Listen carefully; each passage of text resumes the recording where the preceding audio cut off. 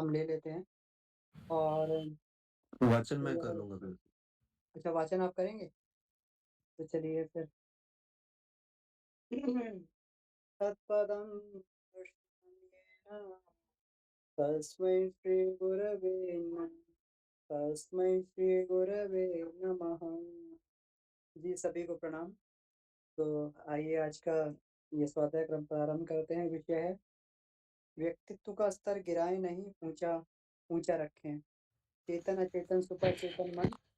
वाङ्मय नंबर 22 और पुराने वाङ्मय में प्रश्न नंबर 1.108 है। और नए में प्रसून भैया बता सकते हैं। जी। 1.94। जी भैया, धन्यवाद। 116 नंबर। ये भी शुरू करते हैं। जी। व्यक्तित्व का स्तर गिराए नहीं, ऊंचा रखे। अस्थिरता, आतुरता, अव्यवस्था और आशंका की चंडाल चौकड़ी मनुष्य की उस क्षमता का बुरी तरह शोषण, अपहरण करती है जिसके सहारे कोई भी अभिष्ट प्रगति के उच्च शिखर पर पहुंच सकता है। अधीरता ओछेपन का चिन्ह है। अपना कुछ निश्चय ही न हो, हवा के साथ उड़ने वाले तिनके की तरह जिस तिस के प्रभाव या प्रभाव में बहते रहा जाए तो बात कुछ बनेगी नहीं। मनुष्य का अपना व्यक्तित्व होना चाहिए और अपना निश्चय और संतुलन हर दृष्टि से आवश्यक है। उसके बिना न संकटों से उबरना संभव हो सकता है और न प्रगति का मार्ग मिलता है। यहाँ तक कि भीतर का खोखलापन सामान्य जीवन को भी कठिन बना देता है। अवा अवास्तविक आशंकाएं सिर पर छाई रहती हैं और इन्हीं के दबाव से आदमी का कचूमर निकलता रहता है। परीक्षा काल में छात्रों की मानसिक शक्ति का व्यय किस क्रम से होता है, इसका सर्वेक्षण अमेरिका की मिशिगन यूनिवर्सिटी में किया गया। उसमें पाया गया कि प्रश्न पत्र पाने पर उसकी उसकी कठिनाई, चिंता, आतुरता, आशंका आदि के कारण आरंभ में वे अधिक उत्तेजित रहे और उतने समय तक अधिक मानसिक शक्ति गंवाते रहे। जब उन्होंने प्रश्न पत्र हल करना आरंभ कर दिया तो उत्तेजना संतुलन में बदल गई और उत्तर लिखने में जो मानसिक श्रम करना पड़ा वह उत्तेजित स्थिति की तुलना में कहीं कम था। अधिक और सही काम कर सकने का मूड क्लाइमेक्स वस्तुतः संतुलित प्रसन्न और आशान्वित मन स्थिति का ही उत्पादन है। लोग उसे अनायास बरसने वाला दैवी अनुदान जैसा मानते हैं और उसकी प्रतीक्षा में आशा लगाए बैठे रहते हैं।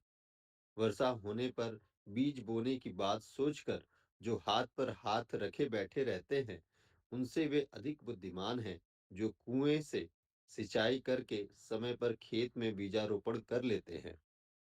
मूड बन जाए या बनाया जाए, दोनों ही स्थितियों में मानसिक संतुलन और रचनात्मक उभार आवश्यक है। यह उत्पादन निश्चित रूप से अपने प्रयत्न द्वारा भी किया जा सकता है। कितने ही लोग बातें करने में बहुत कुशल होते हैं। उनके तर्क, लहजे, प्रमाण और उदाहरण ऐसे होते हैं जिनसे सुनने वाले सहज ही प्रभावित हो जाते हैं।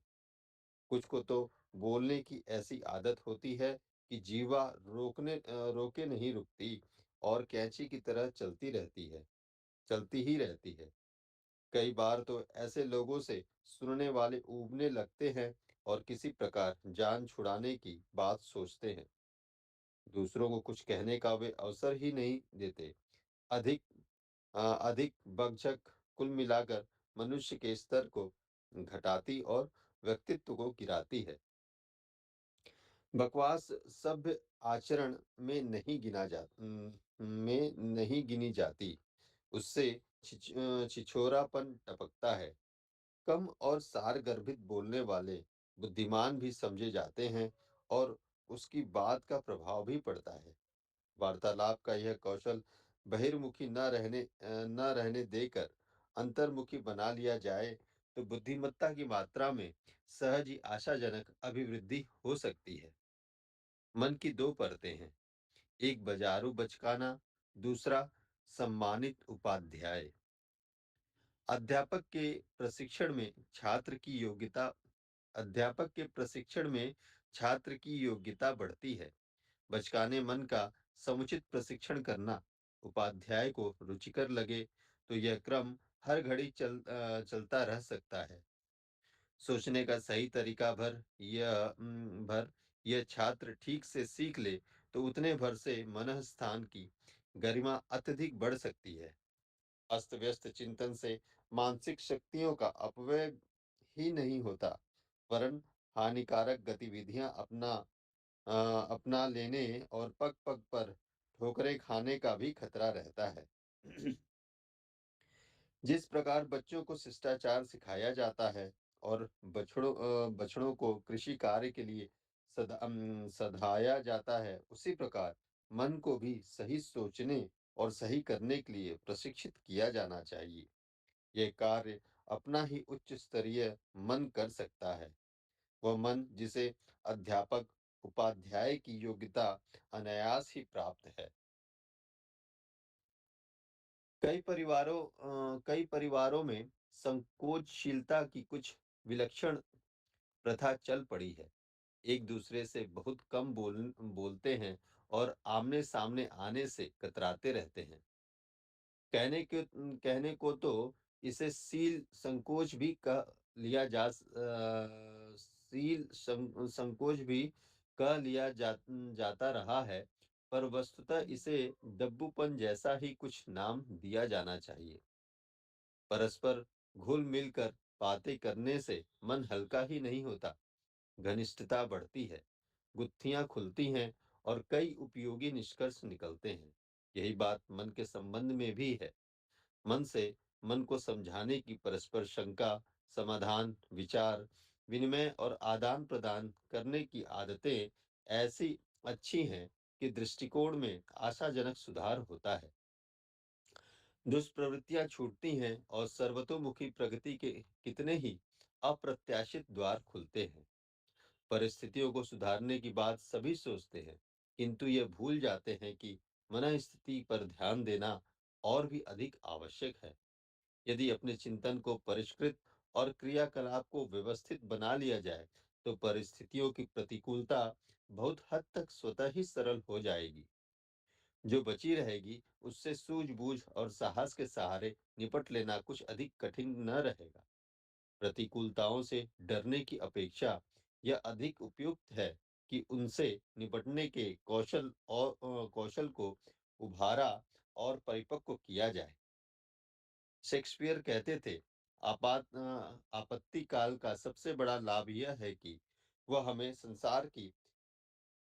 अ, संसार की कड़ई अ, कड़ई सच कड़वी सच्चाइयों से परिचित कराता है। मित्रों और शत्रुओं के वास्तविक रूप को नंगा करके सामने खड़ा कर देता है। लुकमान ने कहा है, आपत्ति काल से पार होने का सबसे बड़ा सहारा है उज्जवल भविष्य की आशा। अंधेरी रात प्रातः काल की प्रतीक्षा में सहज ही कट सकती है। आपत्ति में डूबता वह है जिसे अंधेरे भविष्य का अंधकार अपने चारों ओर सजोकर रख लिया है। हर स्थिति में हल्के फुल्के बने रहने की आदत उत्पन्न कर लेना जीवन को सरस बनाने की दृष्टि से अति महत्वपूर्ण कला कौशल है। खिलाड़ी की दृष्टि रखे तो हर जीत में संतुलन बिगड़ने न पाएगा। नाटक के पात्र अपने अभिनय में चूक नहीं करते, किंतु प्रदर्शन के घटनाक्रम में इतने प्रभावित भी नहीं होते कि आवेशग्रस्त होकर अपनी नींद ही हराम कर बैठे। यही मध्यवर्ती मनाई स्थिति हमारी होनी चाहिए। मेसाचू मेसाचुसेट्स इलाके में वरिंगटन उपनगर का निवासी पर्सी एच वाइटिंग नामक एक हसूड़ ने हसूड़ ने अपना जीवन वृतांत लिखते हुए बताया कि उसने जवानी के 20 वर्ष ऐसी बीमारियों से लड़ते हुए बिताया जिन्हें मौत की सहेली माना जाता है। डॉक्टर उसे असाध्य बताया करते थे।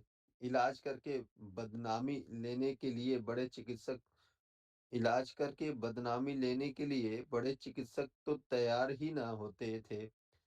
बाप दवाओं की दुकान करते थे। उनकी जान पहचान बहुत से डॉक्टर से थी। सो चित्र विचित्र बीमारियों के इलाज और नित्य नए उपचार पर प्रायः चर्चा होती ही रहती थी। दवाओं का खर्च भी बहुत हुआ था, पर उससे नतीजा कुछ नहीं निकला। अंततः उसने अपना इलाज अपने हाथ में लिया। आहार विहार को सुसंयत करने के अतिरिक्त उसने एक अच्छी आदत सीखी, वह थी मुस्कुराते रहने और अवसर मिलते ही जी खोलकर हंसने की कला। इस उपचार ने उसका कायाकल्प ही कर दिया। वह बीमारियों से अपने आप छूटा और औसत मनुष्यों की तुलना में अधिक अच्छी तंदुरुस्ती का जीवन यापन करने लगा। लोग उसके इस आश्चर्यजनक परिवर्तन की बात पूछते तो वह एक ही उत्तर देता, मैं मरना बंद कर दिया। फलतः जिंदगी वापस लौट आई। वह विषाद तो मौत और मुस्कुराहट को जिंदगी की संज्ञा दिया करता था।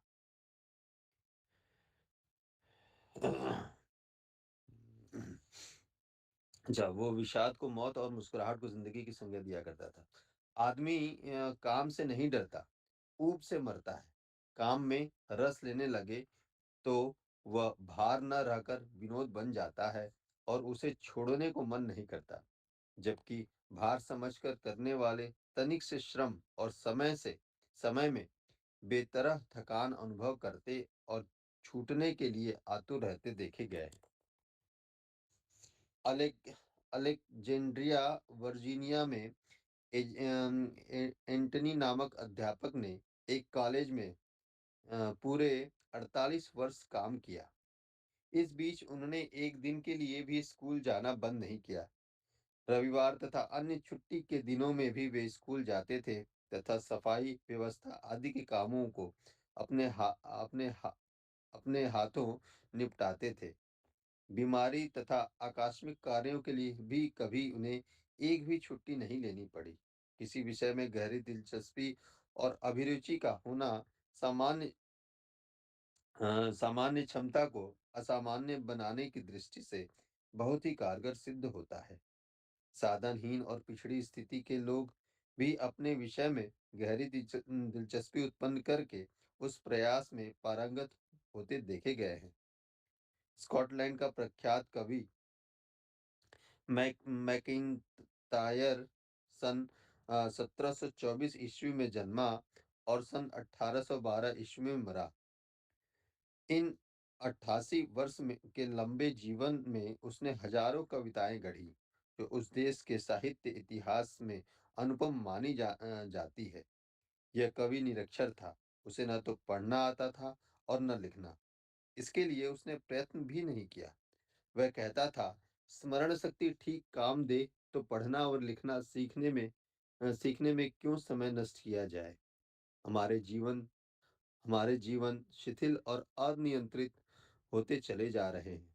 हमारी जवानी में भी ही बुढ़ापे की संध्या आ घेरती है। समय से पहले इस प्रकार बुढ़ापे का आगमन चिंताजनक है, जिसमें बच्चे और युवक भी जवानी का आनंद न ले पाए। आ- आंधी तूफान की गति से अपने समाज पर बुढ़ापे का असर बढ़ता जा रहा है। यह शारीरिक नहीं, मानसिक दुर्गति है। जो अपने को जवान मानता रहेगा, उसकी जवानी बुढ़ापे में भी बनी रहेगी। अनीति से समझौता कर लेना और उसके प्रतिरोध के लिए साहस न कर सकना, यह बताता है कि आंतरिक शौर्य गवा दिया गया। किसी भी कीमत पर स्वार्थ सिद्ध करने की जहां उतावली हो, वहां इस बात की परवाह कौन करेगा कि इस प्रकार की उपलब्धियों में अनीति का आश्रय तो नहीं लिया गया है। कुटिलता मनुष्य का गुण नहीं, उसे शैतान का षड्यंत्र कहा गया है। जहाँ कुचक्र रचे जाते हैं, षड्यंत्रों का आश्रय लिया जाता है, दुर्भिसंधि संधियाँ रची जाती हैं, वहाँ मानवीय गरिमा का दिवाला ही पिट गया समझा जाना चाहिए। ऐसे मनुष्य क्या कमाते, क्या पाते और क्या खाते हैं, प्रश्न इस बात का नहीं। देखना यह है कि जिन घिनौने तरीकों से इन उपलब्धियों को पाया गया, क्या वे मानवीय गरिमा के अनुकूल थी?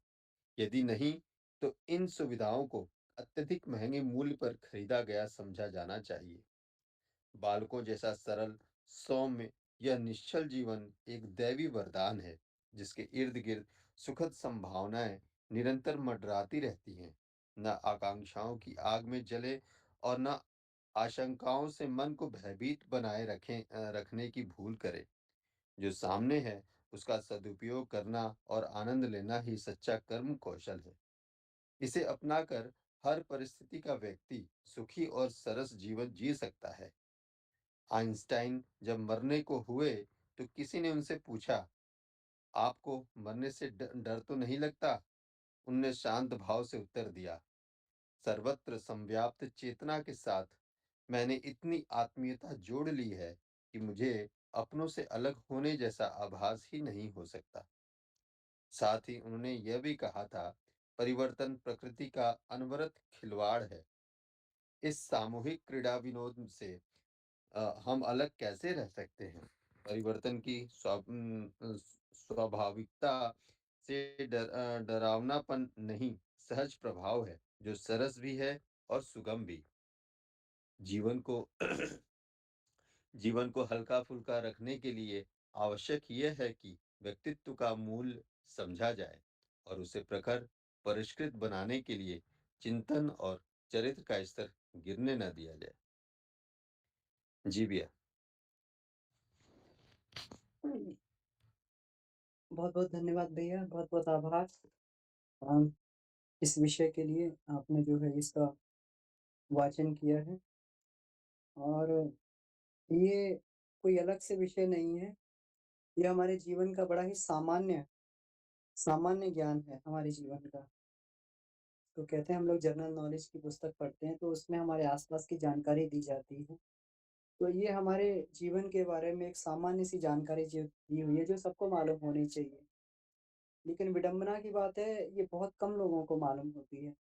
हम लोग बड़ी-बड़ी पढ़ाइयाँ तो कर लेते हैं, बड़ी-बड़ी एजुकेशन, बड़े-बड़े जो है सब्जेक्ट्स विज्ञान के बड़े-बड़े खोजें, रिसर्च और बड़े-बड़े साहित्य पढ़ लेते हैं, लेकिन जीवन के बारे में हम लोग बहुत कम जानते हैं। अगर किसी से पूछा जाए जीवन की मूल समस्याओं के बारे में या जीवन के बारे में, तो बहुत कम जानता है जीवन के बारे में।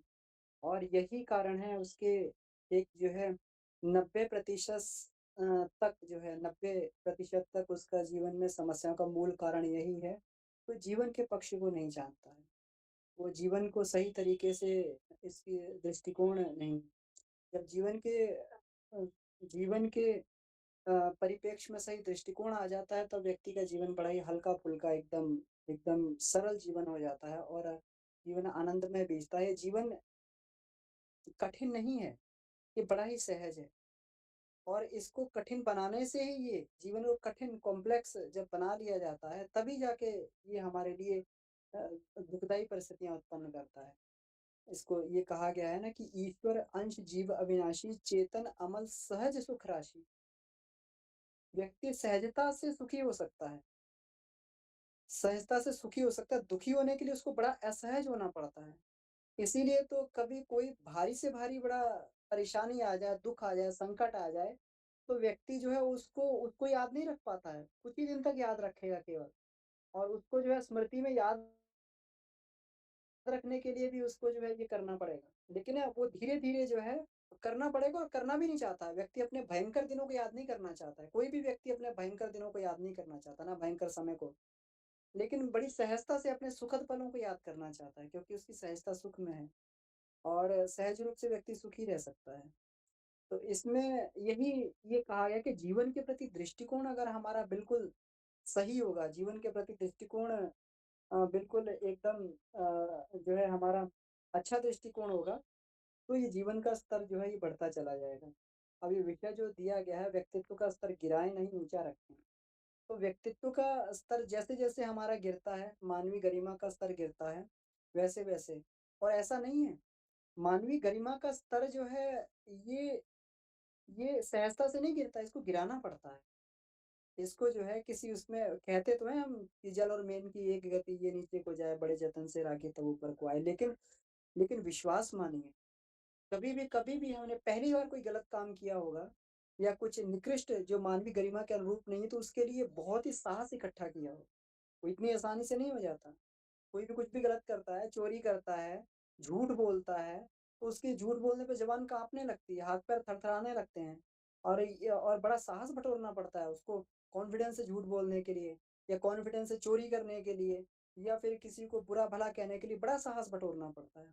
और किसी को मधुर वचन बोलने के लिए प्रेम से बात करने के लिए या फिर कोई अच्छा काम करने के लिए बिल्कुल जो है कोई साहस की ज़रूरत नहीं पड़ती, वो तो सहजता से हो जाता है, बड़ी आसानी से हो जाता है और उसके लिए जो है मनुष्य को बहुत ज़्यादा अलग से प्रयास नहीं करना पड़ता है। इसीलिए सहजता उसकी इसी में है कि व्यक्तित्व के स्तर को हमेशा जो है एक मानवीय गरिमा के स्तर पर बना के रखें और गिरना तो बड़ा ही असहजता से व्यक्ति को अपने जीवन में हो पाता है। कोई भी बुराई किसी ने कभी जीवन में सिगरेट भी पीनी चालू की होगी या उसको उसको जो है उसने वो भी पिया होगी, शराब भी पी होगी या कुछ पिया होगा तो शुरू में उसके अनुभव बहुत अच्छे नहीं रहे होंगे। बड़ी ज़बरदस्ती उसने उसको प्रारंभ किया होगा, शुरू में अच्छा भी नहीं लगा होगा। ऐसा नहीं है कि शराब का एक घूँट पीते ही जो है उसको बहुत अच्छा लगा कि वो आदी हो गया उसका, ऐसा नहीं होता। व्यक्ति को जो है सामाजिक दबाव उसको कह लें, सामाजिक दबाव नहीं तो अब मित्रों का दबाव कह लें, चाहे कैस परिस्थितियों का दबाव कह लें, उसने जो है उसको ज़बरदस्ती उसको जो है वो किया, अपनी गरिमा को उसने घटाया। तो यहीं से शुरू करते हैं अपन इसके अंतिम पंक्तियों से शुरू करते हैं कि जीवन को हल्का-फुल्का रखने के लिए आवश्यक है कि व्यक्तित्व का मूल्य समझा जाए और उसे प्रखर परिष्कृत बनाने के लिए चिंतन और चरित्र का स्तर ना गिरने दिया जाए। तो पहले तो व्यक्तित्व का मूल्य समझा जाए, तो व्यक्तित्व का मूल्य हम समझेंगे कैसे? व्यक्तित्व का मूल्य हम इस तरीके से हम लोग समझ सकते हैं, हम लोग अपने आस-पास में देखें, हम लोग अन्य जीव-जंतुओं को हम लोग ये देखें, हम लोग जो अन्य प्राणियों को देखें कि वो किस स्तर की जीवन में किस तरह का जीवन यापन कर रहे हैं। अब से अपने से नीचे जीवन जीने वालों को देखें कि किस तरीके से वो लोग जीवन अगर कोई कुत्ता हो, बिल्ली हो, गधा हो, घोड़ा हो जितने भी और जीव-जंतु हैं, साँप हो, मक्खी हो, मच्छर हो, कीड़ा हो, किस प्रकार का जीवन यापन कर रहे हैं वो लोग। तो उसको देख के सहज ये अनुमान तो लगाया जा सकता है कि ये ये मूल्य जो है बड़ा ही ये योनि बहुत ही महत्वपूर्ण है, पहली बात तो ये होगी। और दूसरी बात अपना व्यक्तित्व का बड़ा मूल्य होता है। व्यक्तित्व का मूल्य कैसे होता है कि कोई भी व्यक्ति अगर कोई व्यक्ति महान व्यक्तित्व वाला हो तो उसको देख के कहा जा सकता है कि ये व्यक्ति बड़ा ही जानदार है, ये व्यक्ति बड़ा ही वज़नदार है, ये व्यक्ति बड़ा ही गुणी है। उसको देखकर एक सहज मन में ये उत्पन्न होता है, सहज मन में कि ये भाव उत्पन्न होता है कि ये व्यक्ति बड़ा ही तो ये किस चीज़ का है, उसके शरीर का मूल्य नहीं है, उसके व्यक्तित्व का मूल्य है, जो उसने अपने व्यक्तित्व को अपनी गरिमा के अनुरूप जीवन को जिया है। उसके लिए सहज हमारे जीवन में ये हो जाता है। तो व्यक्तित्व का मूल्य समझा जाए कि व्यक्तित्व का मूल्य क्या है? और व्यक्तित्व के गिरने की हानियाँ भी समझी जाएँ कि एक बार व्यक्ति का व्यक्तित्व गिर जाता है, व्यक्तित्व गिरने का मतलब है मानवीय गरिमा से, इसमें ये कहा भी गया है कि मानवीय गरिमा से जो है नीचे का जीवन यापन करना। तो नीचे का जीवन यापन करना जो हमारे लिए मर्यादाएँ मनुष्य में मानवीय गरिमा के अनुसार बनाई गई हैं, उन मर्यादाओं से नीचे का जीवन यापन करना, तो ये जो है व्यक्तित्व को गिराना हो गया। तो पहले तो ये बात समझी जाए और ऐसा नहीं है कि इसके लिए जो है हम अलग से कुछ करना पड़ता है। बच्चे का जीवन देखें कितना निश्चल होता है। इसमें देखिए कितना बढ़िया इसमें ये कहा गया है कि बालकों जैसा सरल, सौम्य, निश्चल जीवन एक दैवी वरदान है। और ये हम सभी लोग लेके पैदा होते हैं। इसका मतलब ये नहीं है कि ईश्वर ने तो हम सभी को प्रारंभिक अवस्था में तो इसी तरीके का जीवन दिया। एक सहज जीवन दिया, सौम्य जीवन दिया, निश्चल जीवन दिया। लेकिन जब व्यक्ति जो है महत्वाकांक्षाओं की आग में जितना जलने लगता है, जितना जो है आशंकाओं से भयभीत होने लगता है, बच्चों को देखें, हम लोग बच्चे को देखते हैं, बच्चा स्वाभाविक रूप से किसी से डरता नहीं है। उसको नहीं मालूम है कि ये सामने वाला क्या है, उसको नहीं मालूम है कि ये भूत, प्रेत, पिशाच क्या होते हैं। नहीं, हम जानबूझ के बच्चे को डरा देते हैं। हम जानबूझ के बच्चे को बोल देते हैं, "अरे! ये काम नहीं किया तो हाउ खा जाएगा तुम्हें। वहाँ जाओगे तो हाउ आ जाएगा।" वहाँ पर भूत आ जाएगा। इस तरीके से हम बच्चे को डराते हैं, जानबूझ के उसके अंदर जो है ये सारी चीज़ें पैदा करते हैं। जानबूझ के उसके अंदर जो है एक एक आशाओं, आकांक्षाओं, अपेक्षाओं का बेटा ऐसा नहीं किया तो तुम देखना तुम्हारा क्या हाल होगा जाके। बेटा तुमने इतने नंबर नहीं लाए तो तुम्हें इतनी बड़ी नौकरी नहीं लगी या तुम्हारे वो इतनी धन नहीं अमुक-अमुक जीवन में कमाया, तो देखना तुम कितने दुखी हो जाओगे, कितने परेशान हो जाओगे। इस तरीके का शिक्षण जो है वो उसकी सहजता को नष्ट करता रहता है। उसकी जो है एक जो ये जी सकता था जीवन उसको नष्ट कर सकता है। बच्चे को इसके प्रति बोध करवाना चाहिए, लेकिन अनाया जो है उसके अंदर अननेसेसरी जिसको बोला गया, जो आवश्यक नहीं, उस तरीके का दबाव कम से कम बच्चे पर ऐसा नहीं देना चाहिए कि जहाँ से उसकी सहजता नष्ट हो जाए, जहाँ से उसकी जो है सौम्यता नष्ट हो जाए। तो सहज सौम्यता, उसको सिखाया जाता है बेटा ये चारों ओर बेईमानी बेईमानी है, चारों ओर जो है छल-फरेब और ये सारा का सारा साम्राज्य है।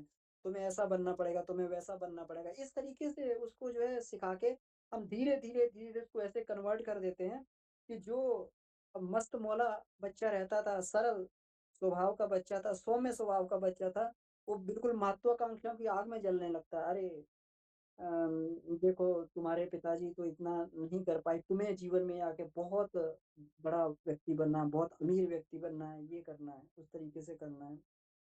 और जो है ये तुम्हारे आगे जीवन में परेशानियाँ आ सकती हैं तुम्हें इससे। तो इस तरीके का जो है उसको देकर ये कर दिया जाता है। बच्चों का शिक्षण आवश्यक है, उनको शिक्षण देना चाहिए। लेकिन कम से कम आशंकाओं से नहीं, उनको बताना चाहिए कि परिस्थितियाँ कठिन आती हैं, उनसे कैसे लड़ना है, ये बताना चाहिए। उनको ये नहीं बताना चाहिए हम केवल जो है जो है अपने हिसाब से जिसको ये बोलते हैं, अपने हिसाब से जो है कुकल्पनाओं को करते हुए कि देखो इस तरीके से जीवन में ऐसा-ऐसा हो सकता है। डरावने महल उसके सामने खड़े कर देते हैं, डरावने जो है उसके सामने ये खड़े खड़े कर देते हैं, अंबार लगा देते हैं, डर के पहाड़ उसके सामने खड़े कर देते हैं।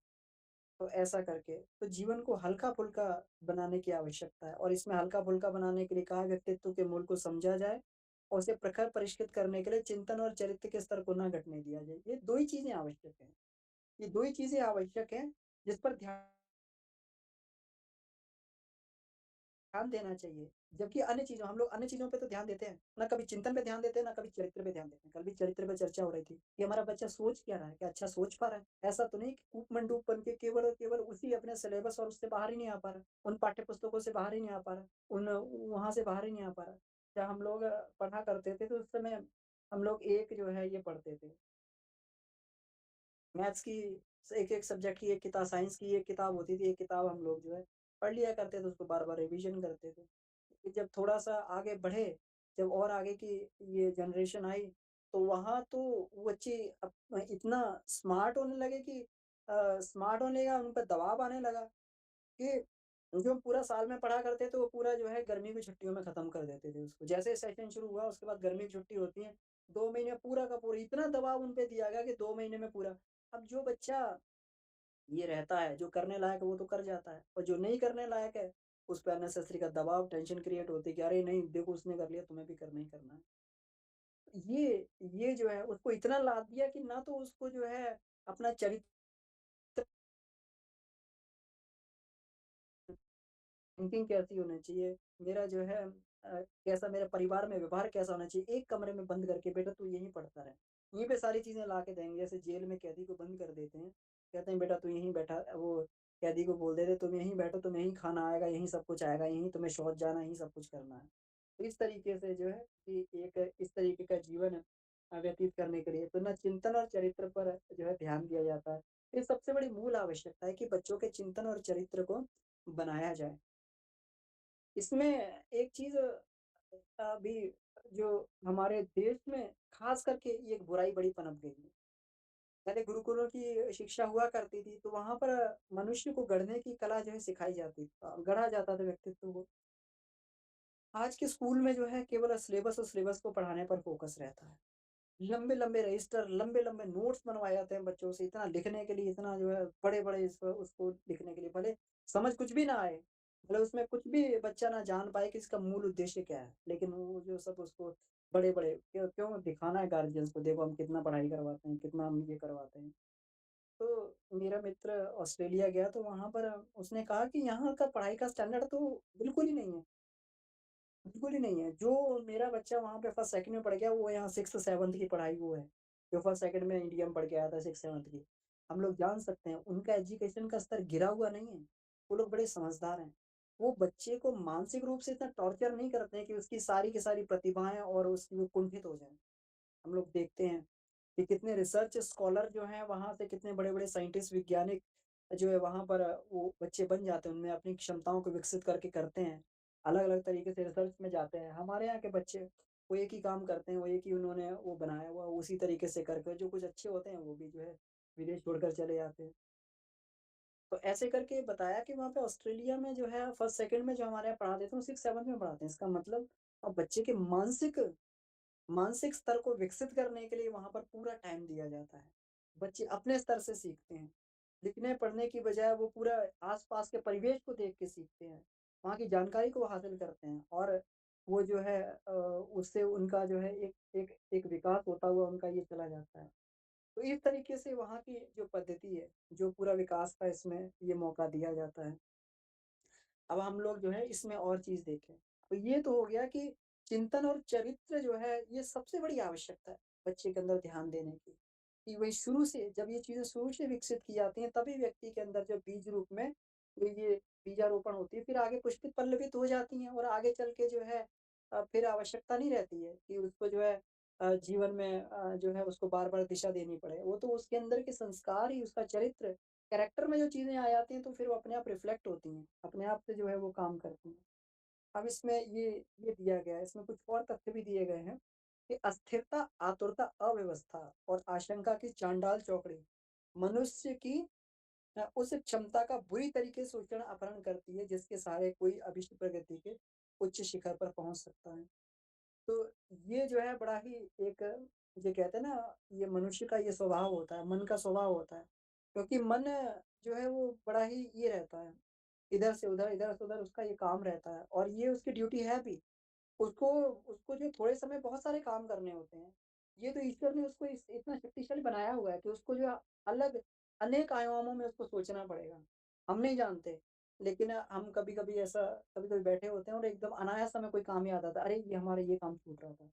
तो मन तो ऑल ओवर पूरा लेके चलता है, लेकिन उसको ट्यून करना हमारा काम होता है।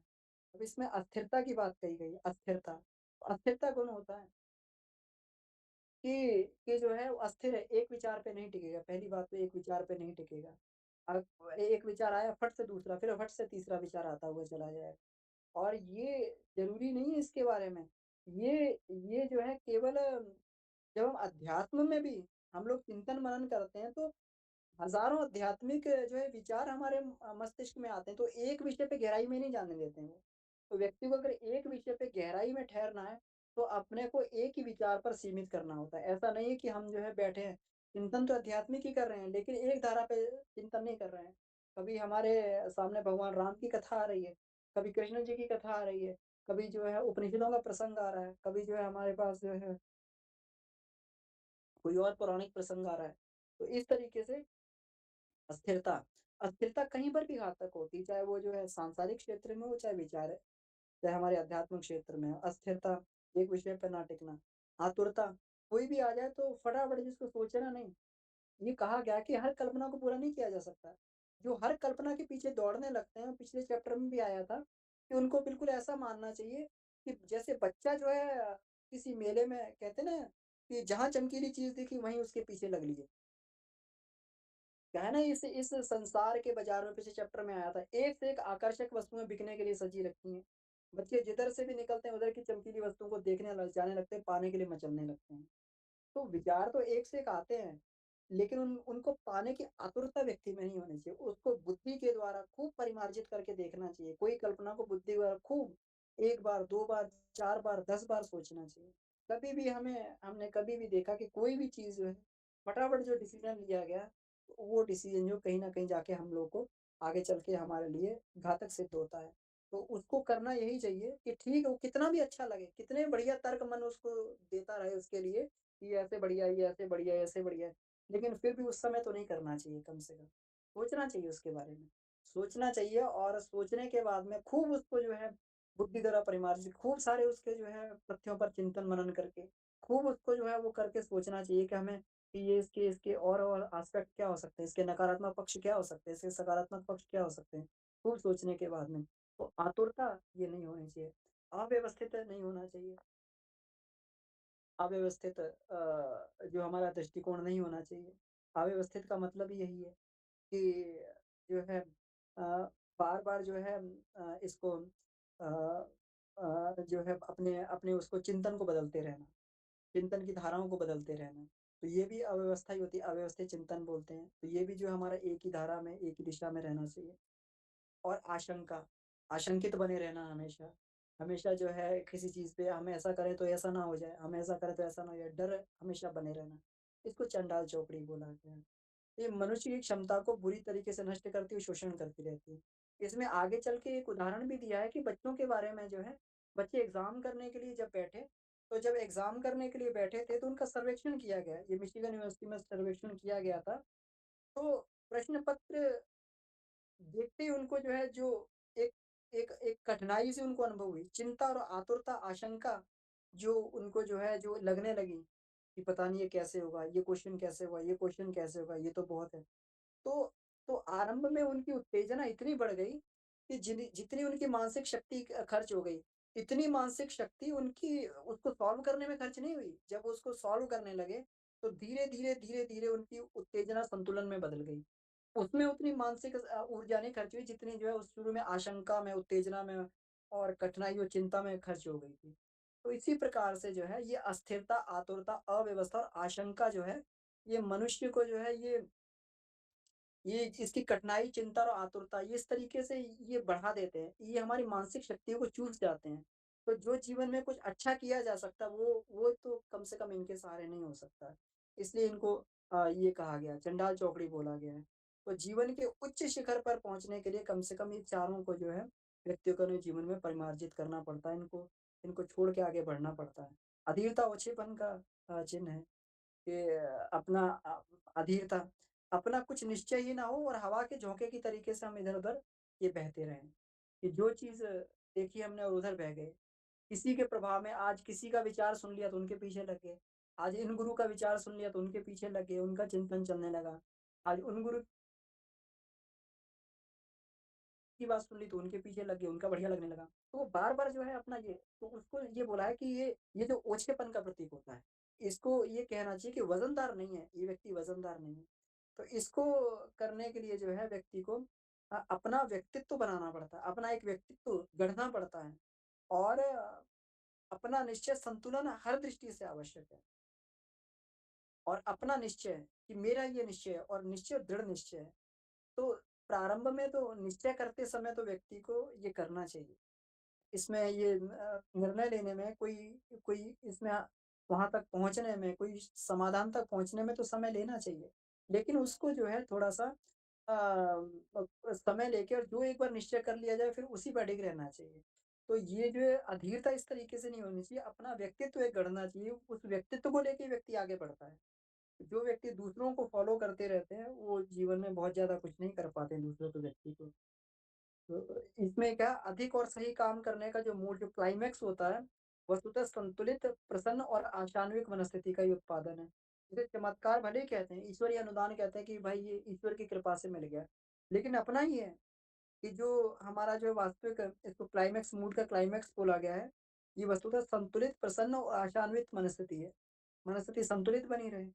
प्रसन्न बनी रहे, प्रसन्नचित्त व्यक्ति बना रहे और हमेशा आशान्वित बना रहे उसके प्रति कि ये हमारा होगा। तो यही जो है फिर उसको सफलता के वहाँ तक भी पहुँचाते हैं। उसको पूरा सफलता के सोपान तक उसको पहुँचा देते हैं। अब इसमें आगे इसमें ये कहा गया कि मन की 2 परतें हैं, ये बहुत सुंदर ही बताया गया है। कि मन की 2 परतें होती हैं, कि बाज़ारू होती है और एक बाज़ारू बचकाना होती है, दूसरी सम्मानित उपाध्याय होती है। तो बाज़ारू बचकाना को हम लोग ये कह सकते हैं कि हमारा अचेतन मन हो गया। अचेतन मन जो है, जो जन्म-जन्मांतरों के संस्कार लिए हुए है, और उसको जो है, जो उपाध्याय है, उसको हम ये कह सकते हैं, उपाध्याय को हम लोग जो है ये सुपर चेतन मन कह सकते हैं, अपना उच्च उच्च चेतना वाला मन कह सकते हैं, सुपर चेतन मन। तो इसको जो है ये, और इसमें ये कहा गया, अध्यापक के प्रशिक्षण से छात्रों की योग्यता बढ़ती है। तो इसमें आगे आएगा कि पहले हम अचेतन मन के बारे में पढ़ेंगे, फिर अचेतन मन पर नियंत्रण जो कैसे करें, फिर सुपर चेतन द्वारा अचेतन पर नियंत्रण किया जाता है। इसका मतलब सुपर चेतन की पावर अधिक होती है। तो सुपर चेतन के द्वारा हम अचेतन को प्रशिक्षित करते हैं, जिस प्रकार से एक बच्चे को प्रशिक्षित किया जाता है, जिस प्रकार से अनगढ़ बछड़े को जो है उसमें बैल में चलने के लिए प्रशिक्षित किया जाता है, उसी प्रकार से जो है इसको ये किया जाता है। तो मन को मन से समझाने की बात कही जाती है, सुपर चेतन मन से। तो इसलिए सुपर चेतन मन को विकसित किया जाता है। जब हम लोग उपासना इत्यादि करते हैं, स्वाध्याय करते हैं, तो हमारा सुपर चेतन मन विकसित होता है। फिर उससे जो अपने अचेतन और अनगढ़ को समझाया जाता है, यह मन को मन से समझाने के परस्पर शंका समाधान, विचार विनिमय, आदान-प्रदान करने की आदतें ऐसी अच्छी हैं कि दृष्टिकोण में आशाजनक सुधार होता है। आशाजनक से सुधार होता है, अपने ही आप को समझाने से, और दृष्टिकोण में सुधार होता है, और दुष्प्रवृत्तियाँ छूटती हैं, और सर्वतोमुखी प्रगति के इसमें जो है अप्रत्याशित द्वार इससे खुलते हुए चले जाते हैं। सर्वतोमुखी प्रगति के द्वार इससे खुलते हुए चले जाते हैं। ये इसमें ये बताने का प्रयास किया, मन को मन से समझाने की बात कही गई है। और वास्तव में जिसको हम अनगढ़ कहते हैं, जो हमारा अचेतन मन है, जो जन्म-जन्मांतरों के संस्कार छुपाए हुए हैं, इसे जो है धीरे-धीरे सुपर चेतन के मन के निर्देशों द्वारा, इसी को अध्यात्म मन बोला गया है। जो आत्मा के प्रकाश को पाता है, और आत्मा के प्रकाश को पाकर अध्यात्म मन ही प्रकाशित होकर फिर हमारे प्रवृत्त मन को ट्रेन्ड करता है, प्रवृत्त मन को सिखाता है कि किस दिशा में बढ़ा जाए। तो इसी से ये होता है, ये इसमें ये बहुत अच्छा ये तथ्य बताया गया है कि मन से ही मन को प्रशिक्षित किया जाए, और मन से ही मन के समाधान खोजे जाएँ। और कोई हमारे मन को प्रशिक्षित नहीं कर पाएगा, हम ही अपने मन को प्रशिक्षित कर सकते हैं, मन को समझा सकते हैं। कई बार हम लोग चिंतन करते हैं कि मन को दमन नहीं किया जाए, शमन किया जाए उसका, और शमन ऐसा ही होता है। शमन का मतलब ये है कि अपने उच्च मन से जो है, अपने ये वाले पाश्विक मन को समझाने का प्रयास, इसी को शमन बोला जाता है। आप ऐसा मत करो, ये परेशानी हो जाएगी, वो दिक्कत हो जाएगी, ऐसी स्थिति होगी, ऐसी परिस्थिति होगी। इस तरीके से जो है, मतलब हम समझ नहीं सकते कि सुपर चेतन मन की कल्पनाएँ इतनी ऐसी होती हैं कि वो अगर एक एक बार एक भयंकर दृश्य दिखा देगा, अगर वो दिखा देगा कि भई इसका घातक इतना परिणाम हो सकता है, तो उसको जो है अचेतन से बिल्कुल अचेतन में एक ये बन जाएगा कि इस काम को नहीं करना है, नहीं तो ये भी हो सकता है। तो ऐसा जो है सुपर चेतन मन की पावर होती है, उससे इसको गाइड किया जा सकता है। और भी मैं इसमें बहुत सारे तथ्य हैं, बहुत सारे इसमें लिखे हुए हैं। तो अब मेरा निवेदन है बाकी सब लोगों से भी कि अपने-अपने विचारों को इसमें रखने का प्रयास करेंगे जी। और कोई प्रश्न हो तो हम लोग इस पे भी चर्चा कर सकते हैं।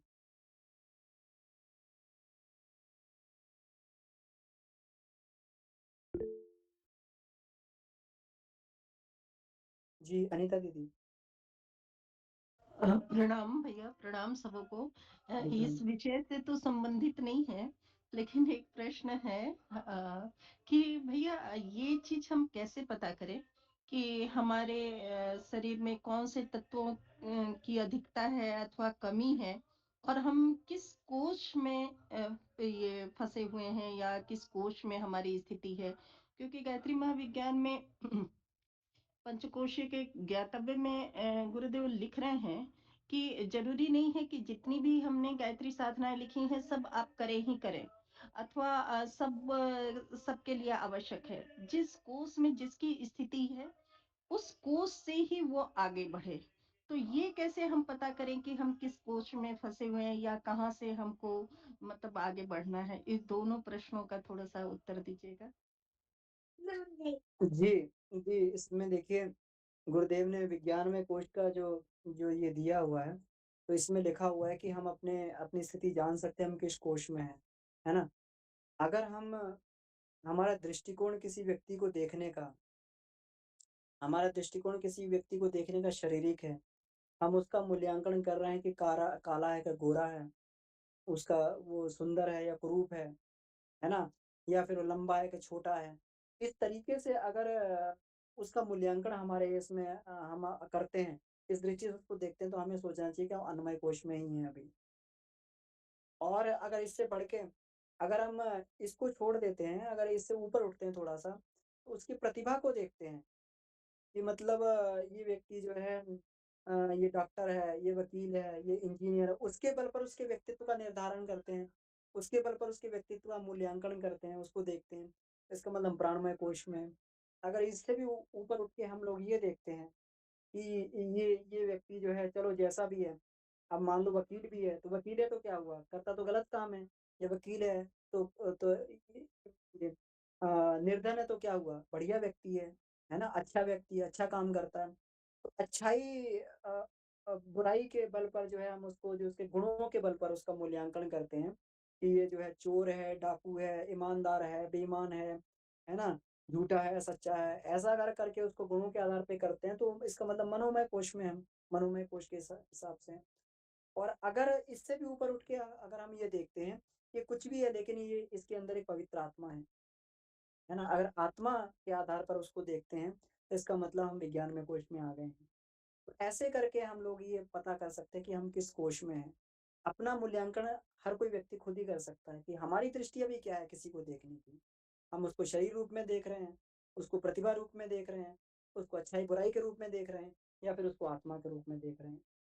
तो यहीं से हम लोग ये कर सकते हैं, तो इसमें हम लोग देख सकते हैं इसमें ग विज्ञान में कोश में ये दिया हुआ है। तो पहली बात तो ये हुई।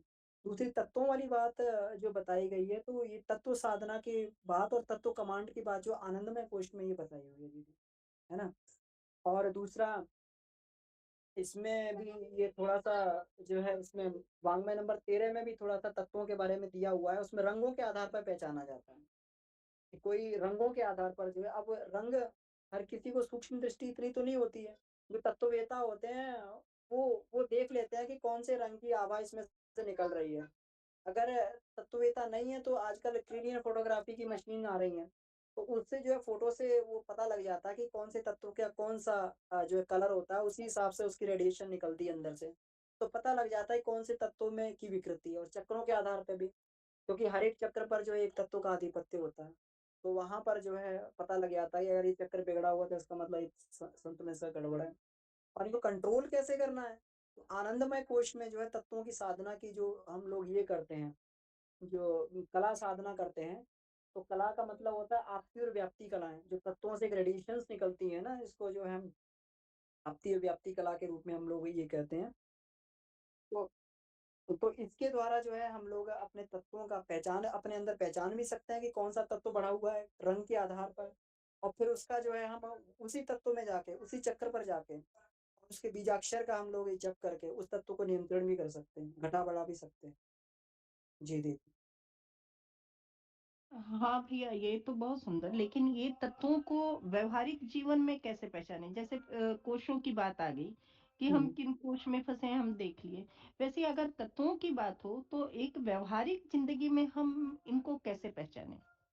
व्यवहारिक जीवन में पहचानना है तो हम इसके आधार पर अपनी तत्व शुद्धि के आधार पे हम लोग पहचान सकते हैं कि कौन-सा तत्व विकृत है, कौन-सा ये है ना? स्थूल आधार पर अगर इसको करना है, तो जैसे हम लोग जो है जैसे इसमें दिया हुआ है कि अगर कोई व्यक्ति जो है उसको ये है उसका जो है ये जल तत्व बिगड़ा हुआ है, तो जल तत्व बिगड़ने से बहुत सारी जल से संबंधित जो रोग होते हैं, जैसे ये हो गया, जलोदर हो गया, पेचिश हो गई, संग्रहणी हो गई, मूत्र रोग हो गए, ये सारे तत्व जो उसको ये मिलकर जल तत्वों के कारण जो ये रोग होते हैं। जैसे अग्नि तत्वों के रोग होते हैं तो व्यक्ति को अपच शुरू हो जाती है, मंदाग्नि हो जाती है, ठंड अधिक लगती है ना? तो इस तरीके से जो है ये ये अग्नि तत्व के प्रभाव से ऐसे जो है उसको ये होता है। उसको उसको बढ़िया करने के लिए उसमें भी साधना दी हुई है। इसी तरीके से जो है हमारा वायु तत्व है, तो वायु तत्व की गड़बड़ी से जो है जो वायु विकार होते हैं हमारा हड़फूटन हो गई और जो शरीर में दर्द हो गया जगह-जगह और जो अलग-अलग तरीके से जो है ये वायु तत्व से संबंधित रोग होते हैं, है ना? तो ये जो वायु तत्व की गड़बड़ी के कारण हुए, तो इसमें वो भी दिया हुआ है, उसके लक्षण भी दिए हुए हैं कि अगर ये तत्व बिगड़ा है तो ऐसे-ऐसे लक्षण होंगे। आकाश तत्व किसी का बिगड़ा हुआ है, तो इसका मतलब जो है वो मतलब मूर्खता के हिसाब से उसका ध्यान नहीं लगेगा। उसका जो है बुद्धिमान या मूर्ख रहेगा वो। है ना? तो वहाँ पर आकाश तत्व को परिमार्जित करने की ज़रूरत होती है। तो ऐसे करके हम लोग जो है तत्वों का जो है शरीर में भौतिक रूप से भी संतुलन देख सकते हैं। जी। बहुत बहुत सुंदर भैया, बहुत सुंदर। प्रणाम, धन्यवाद। जी, जी। जी, धन्यवाद, प्रणाम।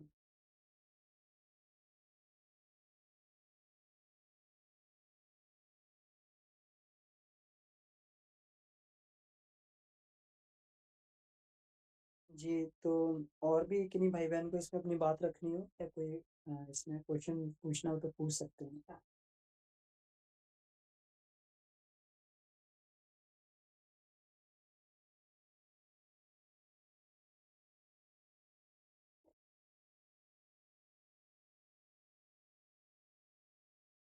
अच्छा, ठीक है। गोकुल जी भाई साहब इसमें जुड़े हुए हैं, तो मेरा निवेदन है कि गोकुल जी भाई साहब इसमें कुछ अपनी बात ज़रूर रखें। जी, विनायक भैया आप हैंड रेज़ है आपका। जी भैया, सभी को प्रणाम, सभी को राम राम। जी, प्रणाम। भैया गोकुल भैया बात रख लें, फिर रखते हैं। मैं ऐसे ही कुछ 2-4 बिंदु जोड़ता मैं आगे।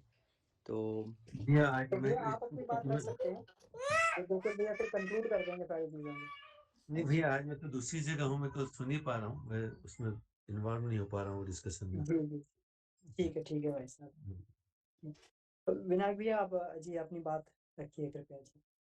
जी भैया, इसमें आगे गुरुदेव ने कुछ बिंदु जो इसमें बताए हैं, जो मैं हाईलाइट करना चाहूँगा। जैसे आगे इन्होंने बताया, हम किसी भी विषम परिस्थिति में अगर पढ़ते हैं या फिर कुछ ऐसे ही जीवन के मोड़ पे कुछ ऐसा मोड़ आता है जहाँ पे हम अपने आप को बंध पाते हैं, हर चारों तरीके से बंध पाते हैं, कोई ऑप्शन नहीं मिलता, तो वहाँ उन्होंने बताया कि अगर हम मन स्थिति पर ध्यान दें और अपने चिंतन को और परिष्कृत करें और बाहर देखने के बजाय हम अपने अंदर देखें, इस पे पहले भी चर्चा आई है। तो हम मतलब कुल मिला के परिस्थितियों को देखने की जगह अगर हम अपने चिंतन को परिष्कृत कर लें और क्रियाकलाप को व्यवस्थित कर लें, तो जो भी प्रतिकूलता है वो बहुत हद तक स्वतः ही सरल हो जाएगी। तो ये एक बताया गुरुदेव ने। आगे उसमें बताया कि उदाहरण भी दिया कि शेक्सपियर क्या कहते थे। अगर आपत्ति काल के बारे में बताया, अगर ऐसी चुनौतियां आती भी हैं तो यह हमें बहुत कुछ सिखा के जाती हैं। हर एक हम लोग यहाँ जुड़े हुए हैं, हर एक के जीवन में कभी ना कभी ऐसा क्रम आया होगा जो हम कहते हैं टर्निंग पॉइंट हो गया जीवन का। तो वो सबके जीवन में कहीं ना कहीं ऐसा क्षण, ऐसा मोड़ आता है जहाँ पे वो अपनी परीक्षा लेता है। और उसके बाद अगर हम उसको निकल के आगे निकलते हैं तो अगला चैप्टर जो आता है वो अलग ही मोड़ लेके आता है, अलग ही कहेंगे दृश्य के साथ आता है कि मतलब सफलताओं के साथ आता है। ये सबका कहीं ना कहीं अपना अनुभव होगा। तो इस पे आपत्ति काल के बारे में गुरुदेव ने ये बताया कि अगर हम जैसे अंधेरे के रूप में अगर कठिनाइयां आती हैं तो प्रातः काल की जो आशा है, वही एक आशा है जो हमें हिम्मत देती है उस क्षण में, और हमें जी कर उसको देख कर आगे बढ़ने के लिए एक क्षमता मिलती है। फिर आगे बहुत अच्छी चीज बताई कि हर जगह, हर स्थिति में हम हल्के फुल्के बने रहने की जो आदत है वो उत्पन्न करना, मतलब जीवन के लिए बहुत अच्छा काम करता है। इसमें जैसे बताया, उदाहरण दिया कि हर एक नाटक में हम पिक्चर देखते हैं, मूवी देखते हैं, हर एक नाटक में जो भी अभिनय कर रहा है वो अपने अभिनय के अपने जो स्तर है उसमें कहीं से उसमें नहीं चूकता, बहुत अच्छा अभिनय करता है, बहुत अच्छा प्रदर्शन करता है। पर कहीं ना कहीं उसे इतना पता है कि उससे बंधना नहीं है, उससे इतना प्रभावित नहीं होना है उस घटनाक्रम में, जिस भी घटनाक्रम में वो अभिनय कर रहा है, कि वो आवेशग्रस्त होकर अपनी नींद या फिर कुछ ऐसा मानसिक प्रभाव पड़े, मानसिक शक्ति का क्षरण हो, इतना उसके दिमाग में रहता है। तो यही दृष्टिकोण हमें लेके अपने जीवन के साथ भी चलना है कि हम अपनी परिस्थितियों से, किसी वस्तु विशेष या किसी व्यक्ति के साथ हम इतना संबद्ध या फिर इस तरह से ना जुड़ जाएं कि हम मतलब कहीं ना कहीं किसी ऐसे विषम स्थिति में आवेशग्रस्त हो जाएं। हमें मध्यवर्ती मनस्थिति के साथ जीवन की जो यात्रा है उसको पूरा करना होगा। तो ये कुछ तो पॉइंट थे भैया, मैं जोड़ना चाहता हूँ। इतना ही रखूंगा मैं। जी। जी भैया, बहुत बढ़िया आपने ये पॉइंट रखे हैं और वास्तव में बिल्कुल सही बात है कि खिलाड़ी की मनस्थिति से खिलाड़ी रोज़ खेलता है, लेकिन हार-जीत को जो है वो बहुत महत्व नहीं देता है। अपनी परफ़ॉर्मेंस देखता है कि परफ़ॉर्म हमने कितना बढ़िया किया और परफ़ॉर्मेंस पे ही संतुष्टि करता है। अच्छा खिलाड़ी तो वही है, जो परफ़ॉर्मेंस में ही देखे कि हमने परफ़ॉर्म कैसा किया।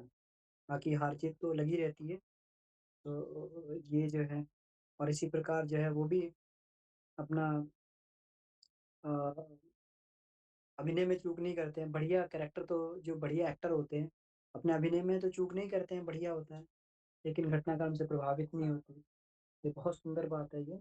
अगर खिलाड़ी के तरीके से हल्का-फुल्का जीवन जिया जाए, तो ये है, ये हो सकता है इसमें, जीवन हल्का-फुल्का हो सकता है। एक इसमें और ये दिया हुआ है इसमें कि इसका उदाहरण दिया हुआ है जो मैसाचुसेट्स इलाके में जो है अ, जो ग्रेट वरिक्टन उपनगर का निवासी है जो ये, एक हँसोड़ व्यक्ति का उदाहरण दिया है, व्हाइटिंग पर्सी एच व्हाइटिंग नाम के हँसोड़ व्यक्ति का उदाहरण दिया है कि बिल्कुल मरने की कगार पे था वो। तो उसने जो है अपने बस जीवन उसने क्या किया आहार-विहार को संयत करने के साथ में मुस्कुराने की आदत डाल ली और साथ-साथ में जब भी मौका मिलता था दिल खोलकर हँस लेता था। तो जो है ये और जब उससे पूछा गया तो उसने उत्तर दिया कि मैंने मरना बंद कर दिया है, फलतः ज़िंदगी वापस लौट आई है। वह विषाद को मौत और मुस्कुराहट को ज़िंदगी की संज्ञा दिया करता था। विषाद को मौत और मुस्कुराहट को ज़िंदगी की संज्ञा देता था। ये भी बहुत अच्छी बात है कि प्रसन्नता बनाए रखा जाए किसी भी कंडीशन में, तो ये जो है एक बहुत ही सुंदर जीवन में परिवर्तन होता है इससे। जी।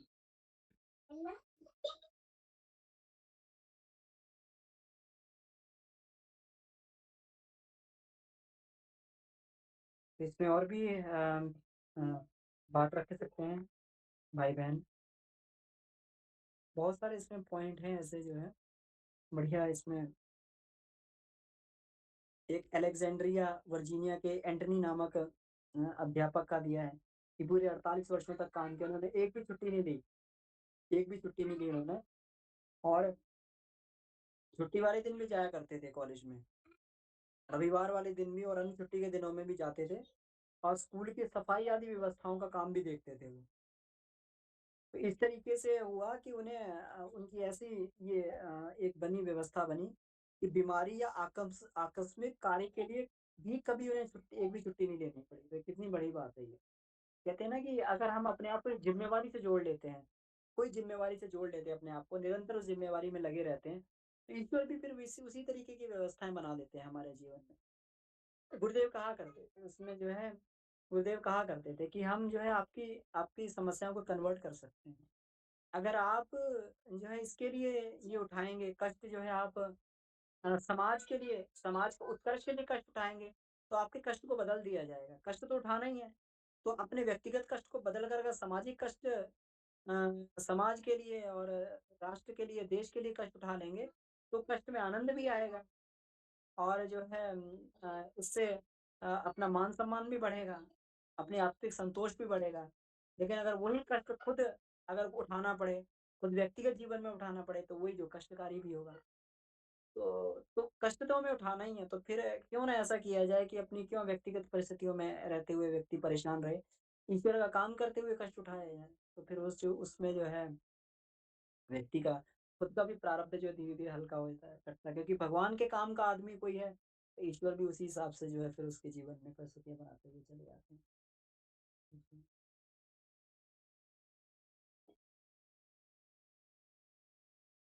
तो यही है इसमें ये दिया हुआ है कि बीमारी और आकस्मिक कार्यों के लिए भी कभी उसको छुट्टी नहीं लेनी पड़े, तो बीमार ही नहीं पड़ेगा। आकस्मिक कार्य ही जो है उसको कोई इस तरीके से नहीं होगा, ईश्वर कोई ना कोई ऐसी व्यवस्था निकाल देते हैं उसके लिए। जी भैया, एक समय अपना हो रहा है, एक सूचना खाली देना चाह रहा हूँ, शायद होगी आप लोग के पास में, जी, कि जी। डॉक्टर दत्ता जो थे, उनकी धर्मपत्नी, उनका आज शरीर शांत हो गया 3 बजे शांति वन में। तो मैं सोचा कि जो जानते हैं तो ठीक है, नहीं तो समाचार दे दूँ। जी भाई साहब, बहुत-बहुत धन्यवाद इस सूचना के लिए। तो हम सभी लोग जो है डॉक्टर दत्ता जो थे, उनके बारे में कहा जाता है कि गुरुदेव से सबसे अधिक प्रश्न उन्होंने ही पूछे, डॉक्टर दत्ता ने, अमल कुमार दत्ता जी ने। और शुरू से गुरुदेव के साथ सानिध्य में रहे, ब्रह्मचर्य में बहुत सारा काम करते रहे। तो आज उनकी पत्नी जी का जो है माताजी का देहावसान हो गया, तो हम सभी लोग प्रार्थना करते हैं उनके लिए कि उनको आत्म शांति प्राप्त हो। परम पूज्य गुरुदेव वंदनीय माता जी उनको सद्गति प्रदान करें उनकी आत्मा को, और इसी तरीके उनका जीवन में जो है फिर उनको आगे लौकिक पारलौकिक जीवन उनका बढ़िया बनता हुआ चला जाए।